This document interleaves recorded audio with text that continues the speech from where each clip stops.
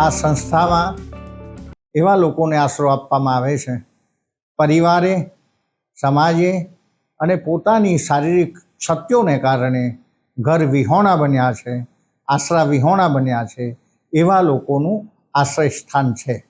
એ બહેનો હોય, બાળકો અવસ્થાના હોય કે વૃદ્ધ હોય, જે પોતાના શરીરની દરકાર નથી, જેને પેશાબ પાણીનું ભાન નથી, જેના વાળ વધી જાય છે, જેને ભૂખનું ઠેકાણું નથી, એવા રોડ પર રઝળતા, ભટકતા ને યાતનાઓથી પીડાતા એવા લોકોનો આશરો એટલે આશીર્વાદ ચેરિટેબલ ટ્રસ્ટ, ધોરણ પારડી, કામરેજ પાસે, સુરત.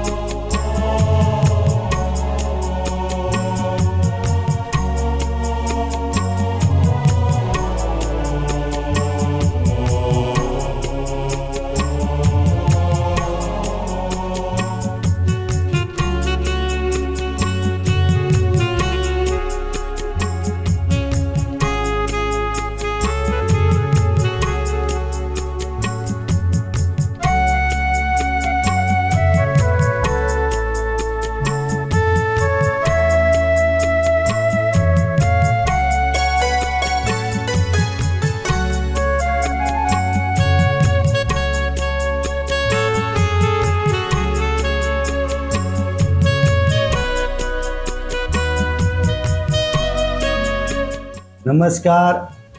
માનવ સેવા ચેરિટેબલ ટ્રસ્ટ પરિવારમાં આજે બધાય પરિવાર વતી અમારી બધાની એક જ લાગણી છે કે આજે 670 પ્રભુજી જે અહીં આશરો લઈ રહ્યા છે, તો અમે જયરામ દાદા, અમે અને અમારો પરિવારને એક એવી ઈચ્છા છે કે માનવ સેવા ચેરિટેબલ ટ્રસ્ટ પરિવાર જે સંસ્થા ચલાવે છે, એ સંસ્થા માનવ સેવા ટ્રસ્ટ નહીં, સમાજ જ ચલાવે છે.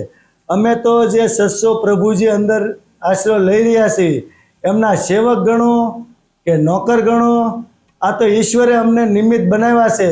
એટલે સમાજ તરફથી જે અમને કંઈ પુષ્પરૂપે અહીંયા આપવામાં પીરસવામાં આવે છે, એ પારદર્શક અને એમને આનંદ મળે એ માટે અમે ઈશ્વરને પ્રાર્થના કરવી કે કાયમ માટે અમને આ જ ભાવથી અને આનંદથી આવી સેવા કરવા અમને શક્તિ અને ઉર્જા પૂરી પાડે એવી ઈશ્વરને પ્રાર્થના. અહીંયા નરેશભાઈનો વર્ષો પૂર્વેનો એક સંકલ્પ અને જયરામ ભગતની સંવેદના આ લોકોને ભારે આવે છે અને એ કરુણાના રૂપમાં આ સંસ્થાનો જન્મ થાય છે. કે 2007માં જે કામરેજ વિસ્તારમાં લસકાણા ડાયમંડનગર ઇન્ડસ્ટ્રીઝમાં અમારો ધંધો ચાલતો, ત્યાં સાંજના ટાઈમે અમે બધા મિત્રો બેઠા હતા. એ અરસામાં એક નિરાધાર પીડિત બહેનનું અવર જવર થતું, તો વિચાર્યું કે ભાઈ આ બેન આ ઇન્ડસ્ટ્રીઝ વિસ્તારમાં રખડ્યા ભટક્યા કરે છે, તો કંઈક કરવા માટે અમે વિચાર્યું. તો સાંજના ટાઈમે એમનું જોયું, તો ત્યાં સ્થળ પર તપાસ કરતા તો એવું જાણવા મળ્યું કે ભાઈ બેન પ્રેગ્નેન્ટ છે. એ અરસામાં વિચાર્યું કે હવે આનું શું કરશું. તો બોમ્બેથી ભૂપત કાકા જૈનનો નંબર મળ્યો બોમ્બે, અને ત્યારથી અમારે જયરામ દાદાનો નંબર મળ્યો. એટલે જયરામ દાદાને ફોન કરતા એ પણ સાંજે ત્યાં સ્થળ ઉપર આવી ગયા. પણ એ અરસામાં એમને 2-3 દિવસ પછી ફૂટપાથ ઉપર જ ડિલિવરી થઈ ગઈ, અને એક સરસ મજાની પુષ્પ રૂપે લક્ષ્મી રૂપે એક બાળકીનો જન્મ આપ્યો, અને કાયદાકીય પ્રોસેસ કરી અને સિવિલમાં દાખલ કરી દીધી જયરામ દાદાને મેં બધા. અને 2 દિવસની સારવાર પછી સિવિલમાં ડિસ્ચાર્જ આપી દીધું. તો પણ આનું હવે શું કરશું? અને બધા દાદા અને બધા મિત્રો મળી અને પાલિતાણા ખાતે ભીમેશ્વર ચેરિટેબલ ટ્રસ્ટ, જેમના સંચાલક અને પ્રમુખ ભીખાભાઈ ભરવાડ છે, અને દાદાના માર્ગદર્શન નીચે અમે અને કિશોરભાઈ ગજેરા અમારા ઉપપ્રમુખ એમ્બ્યુલન્સ મારફતે પાલિતાણા દીકરી અને એમની મા, અને દીકરીનું નામ જ આપણે ખુશી રાખ્યું હતું કે 400 કિલોમીટર સુધી દીકરીને રોવા પણ નહીં, અને એકદમ કે સ્વસ્થ જેમ હોય માતા એ રીતે અમને ત્યાં પહોંચાડી દીધી. પછી જયરામ દાદાને અમે બધા એવું નક્કી કર્યું કે દર રવિવારે સુરત સિટીમાં અલગ અલગ વિસ્તારમાં જે આવા નિરાધાર પીડિત દરિદ્ર નારાયણ પ્રભુજી હોય એને સ્થળ ઉપર જ નવરાવા ધોવરાવાના વાળ કાપવાના, અને સારવાર અર્થે જો જરૂરિયાત હોય તો સિવિલ હોસ્પિટલમાં આપણે એમને દાખલ કરતા. નથી તો તમે ટુકડો જમો, અને આવા જીવાત્માને આવી અને તમે ટુકડો જમાડો ને તો 1 દાયકા પછી આ કરેલું દાન તમને યાદ આવશે. જ્યાં મહામારીનો સમય ગયો માં કોરોનાનો, હવે એની અંદર જે આપણે બચી ગયા એટલે માનો કે આપણી કેટલી પુનાઈ છે. તો હવે બાકીનું જીવન આપણે પરમાર્થ માટે વિતાવવાનું છે. આ સંકલ્પને કારણે અનેક લોકો અહીંયા આવી મળ્યા. જેનું યોગદાન આપ્યું છે એ બહુમૂલ્ય અમારે માટે છે.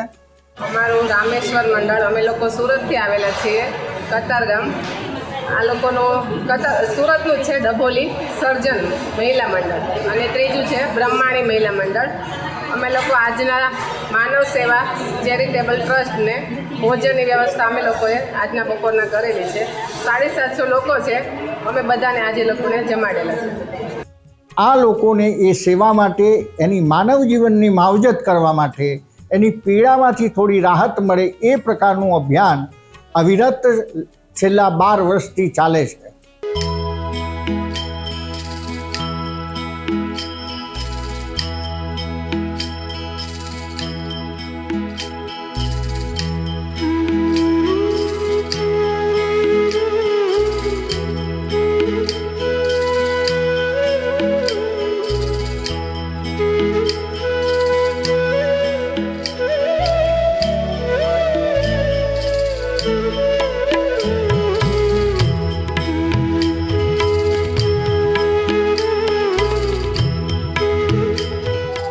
दादा बोले थे माँ जी अब दुखी ना हो, ठीक हो जाओ. वही एक शब्द मेरा कान में आज भी गुजर. वही बहन जी का शब्द, बहन जी आके उठाते मेरे, हम उठ नहीं सकते बाबा, इतनी बुरी हालत में थी.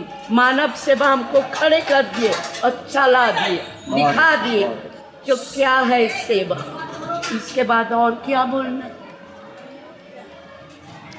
ये लड़की भी सब ठीक होएगी. मैं बोलती हूँ मन से, सबको ठिकाना मिल जाएगा. એટલે ભગતે એના અંડરમાં એક લાલજીભાઈ બાઢડા અને બહુ સેવાભાવી ગૌપ્રેમી માણસનો સંપર્ક થયો, અને અમીને ભગત મળવા ગયા. એટલે પહેલે જ ઓલે કે આ ભગવાનની સમાધિમાં બેઠા ને તરત કેમ સેકન્ડના પલકારે ઈશ્વર પ્રસન્ન થાય, એમ લાલજીભાઈ અમારી માટે તો પ્રસન્ન થયા એવું જ હતું. એટલે લાલજીભાઈને મળતા એટલે તરત એને કીધું કે આ 4 દિવાલની અંદર તમારે જે કરવું હોય એ ચાલુ કરો. એટલે જયરામ દાદાને તો ખુશીનો પાર ન રહ્યો કે ચાલુ કરી જ દેવું છે. નમસ્કાર સેવા સાથીઓ.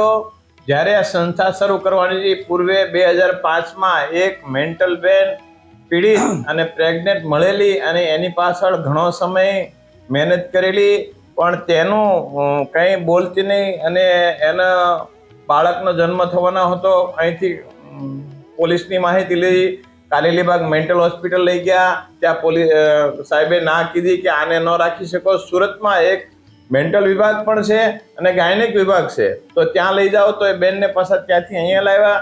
ત્યારબાદ એની સારવાર મળતા 10 દિવસ બાદ બાળકનો જન્મ થયો. બાળક કંઈ બચ્યું નહીં, પણ એ ભારતી અને વલસાડ એવું સામાન્ય લખવા મળી. પણ ત્યારબાદ એને યાદ આવતા વલસાડનું મુકામ આપ્યું. વલસાડ તપાસ કરતા એના પરિવાર લેવા આવ્યા. એનો પરિવાર લેવા આવ્યો ત્યારે પત્રકારે મને પૂછ્યું કે તમને શું ખુશી છે? તો મેં કીધું કોઈ ધનવાન માણસ પોતે અઢળક પૈસા નાખીને કોઈ મંદિર બનાવે ને પ્રાણ પ્રતિષ્ઠા થઈ હોય એવો મને આનંદ થયો છે. અહીંયા એવા પણ લોકો આવ્યા કે જે પરિવારથી વિખૂટા પડેલા અને એનું એડ્રેસ પત્તો મળતા એમને પરિવાર સાથે મિલન કરાવ્યું, ઘરે પહોંચાડ્યા. ये प्रभु जी बहन जी हमारे साथ कितने समय से शायद ये करीब 6 महीने 6 महीने से यहाँ थी. तो उसका भाई, उसका परिवार, सब बहन बने हुए और सब लोग आए हैं. आप सब पूरे गांव वाले आए हैं. उसके मौसा जी भी है और पंकज जी भी है कि यहाँ वो कितने क्या हुआ तरुण, तेरा नाम क्या है? पिंकी, कहाँ रहती है तू? महाराष्ट्र में। महाराष्ट्र में रहने वाली है. કેટલાક લોકો માનસિક છે, કેટલાક શારીરિક છે, કેટલાક 70 વર્ષની ઉંમરના છે જેની શારીરિક ક્રિયાઓ પથારીમાં થાય છે. આવા બધા જ લોકોની એક ઈશ્વર જેવો વ્યક્તિ બનીને જયરામભાઈ અને નરેશભાઈ એમને સ્ટાફ રાખીને એમની માવજત કરે છે. અમારે ત્યાં 2016 માંથી નવા મકાનનું ભૂમિપૂજન થયું. 6 વર્ષ અમે જેમ નરેશભાઈએ વાત કરી, લાલજીભાઈ બારડાએ જગ્યા આપી ત્યાં ચલાવ્યું અને લગભગ આ દિવાળીએ 6 વર્ષ અહીંયા થશે, એટલે 12 વર્ષ પૂરા થશે. તે દરમિયાન લગભગ 2300 જેટલા પ્રભુજી સાજા થઈને ઘરે ગયા છે. બીજું કે લોકોનો સહયોગ છે કે જેવા કે દાતાઓ છે, શ્રી મનહરભાઈ કાકડિયા છે, ગોપાલભાઈ ડોકનિયા છે, મનહરભાઈ સાસપરા છે, અનુકાકા તેજાણી છે, જસવંતભાઈ વિરડિયા છે, અનેક લોકો છે. ભગવાન માટે ભગવાનને ચિઠ્ઠી, લાખોનો ખર્ચો થાય છે પર ડે, પણ ભગવાન મોકલે છે. અમે ભગવાનને ચિઠ્ઠી લખીએ છીએ અને ભગવાન મોકલે છે. જેવી રીતે તે ચોખાની જરૂર હોય, કોમ્પ્યુટરની જરૂર હોય, સોયની જરૂર હોય, 25 રૂપિયાથી માંડીને 25 લાખની યાદી હોય, કોઈ સ્વરૂપે કોઈ ભગવાન લઈને આવે છે અને આપી જાય છે. તારીખ 12/5/2024 રોજ નવસારી આપણે એક સેવા સાથી બેન હસુમતીબેનની સૂચનાથી આજે સવારમાં અમારા સેવા સાથી જગદીશભાઈ, દિનેશભાઈ, દીપ્તિબેન અને અશોકભાઈ જસાણી અહીંયાથી આપણી એમ્બ્યુલન્સ લઈ અને આજે પણ પૂરા ભારત દેશમાં મધર ડે માતૃ દિવસની ઉજવણી કરવામાં આવે છે. ત્યારે આપણી સંસ્થામાં તો 365 દિવસ મધર ડે માતૃ દિવસ જ હોય છે, પણ અમારી માટે તો આવા માતૃશ્રી જે રઝળતા ભટકતા રોડ ઉપર પોતાનું જીવન ગુજારી રહ્યા છે અને આજે સુમતીબેનના સૂચનાથી અમારી માનવ સેવા ટીમ આજે 4 પ્રભુજી નવસારી અને 1 કડોદરાથી આજે માનવ સેવા ચેરિટેબલ ટ્રસ્ટમાં અત્યારે લઈ આવ્યા છે અને એમને સેવાની ઓર લઈ જવામાં આવ્યા છે. તો આજે અમારી 2 માતા, એટલે અમારી માટે તો આજે મોટો મધર ડે કે માતૃ દિવસ તરીકે અમને ઉજવવામાં બહુ આનંદ છે અને ભગવાન કાયમ માટે અમને આવા માતાઓ રોડ ઉપર રઝળતા ભટકતા હોય એ અમને આપણા આશ્રમમાં આવે અને સારા આનંદમય જીવન જીવે એવી પ્રભુને પ્રાર્થના. કે જે વ્યક્તિને સમાજ સાથે કોઈ નિસ્બત નથી, તમારી સંપત્તિને ઠોકરે મારીને જે રોડ પર આવ્યો છે એવા મસ્ત રામની સેવા કરવાનું સુંદર સપનું લઈને નરેશભાઈ જ્યારે આવે છે ત્યારે એમને જૂની જગ્યા પર શરૂ કર્યું. ત્યારથી જયરામ ભગત સાથે હું જોડાયો છું. આ સંવેદના એટલા માટે મને ગમે છે કે એ લોકો પાસે સંસારની ચાલબાજી નથી, એ પ્રકૃતિથી નિકટ જીવે છે. શ્વાસ આવે છે, શ્વાસ જાય છે, એ તમારા રામને યાદ ન કરે પણ પ્રકૃતિથી નિકટ જો કોઈ વ્યક્તિ હોય તો તેને તમે પાગલ કહો છો, એ જ વ્યક્તિઓ આ છે.